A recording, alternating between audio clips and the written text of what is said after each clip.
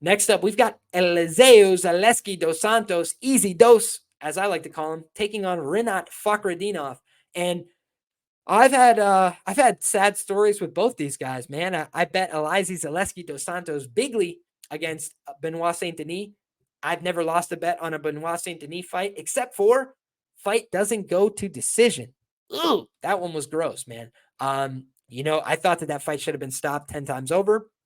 Easy Dose beat the tar out of him like I expected that he would.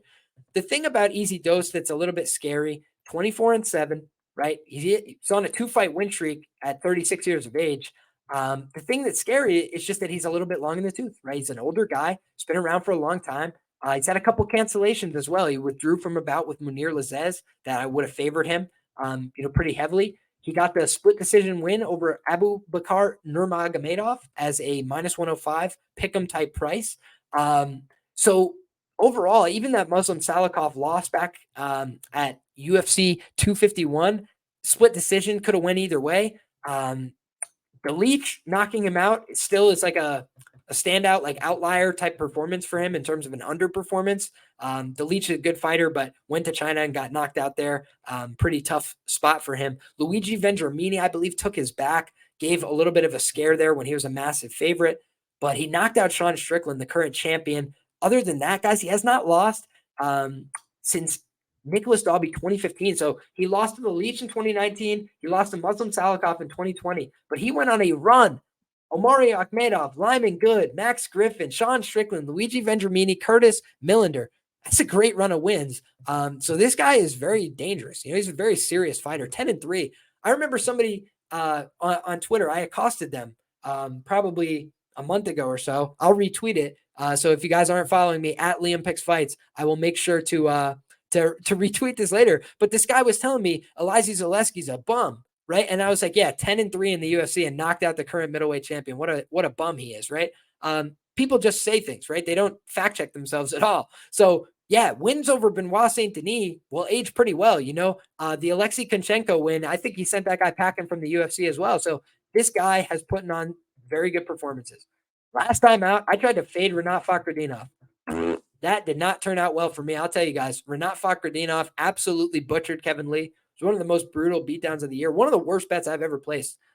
Quite confident in saying that. So when you look at it, why was it such a horrible bet? Was it just because I lost? No, I mean, I've made plenty of bets that lost. Talia Santos plus 450 against Valentina Shevchenko. Make it again tomorrow. But that bet on Kevin Lee, I think I got plus 175, and Kevin Lee looked like he was plus 1,000 about 60 seconds in. He was slow. He couldn't move. His mobility was shot, and he looked like an old, aged fighter. And I hate to say that, right? But it's just a reality.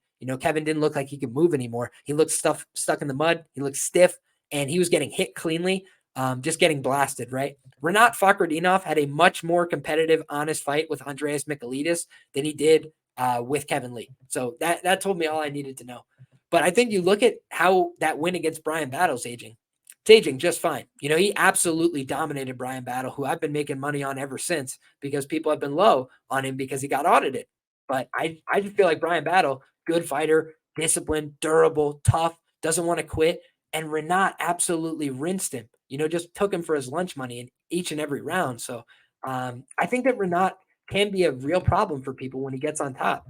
If the fight stays on the feet, I think it's going to be a lot more honest. But this is another guy who's on an insane win streak, 9-fight win streak for Rinat Fakhretdinov, according to Tapology. But it looks like it's way longer just by my eyeball. So I think that they're wrong about that unless they're counting amateur results. So he did lose an amateur fight in 2018. That would interrupt the record here. But yeah, he's a guy that has wins over Eric Spicely, Alberto Uda, Andreas Michailidis, Brian Battle, and Kevin Lee, all UFC level names. So it's not like he's not a proven guy, but Zaleski is just a good fighter to be a huge plus money underdog against somebody.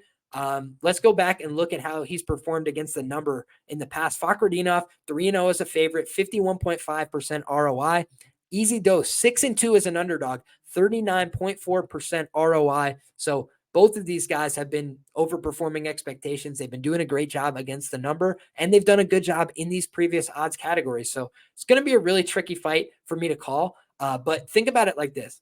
you got a lot of parlay fodder that's Brazilian on this card. And then you've got a parlay fodder that is Rinat Fakhretdinov, right? Not a very Brazilian dude. He's rolling in with Abus Magomedov in the crew, right? So they're flying him out to Brazil. This is a different matchup. And I do think that that would make me a little bit more hesitant to back somebody at chalk when they're not the hometown guy, when they're not, all the way there. But I do think that Rinat has skills. I think he's a really dangerous guy. I don't know if I want to stand in front of him either. Could just be a pass fight for me. But Zaleski, one of my all-time favorites in the UFC. I love the guy's style. Capoeira. He's a fun guy to watch. He does crazy stuff when he's fighting. And I like him to create some chaos and some volatility. So should be fun.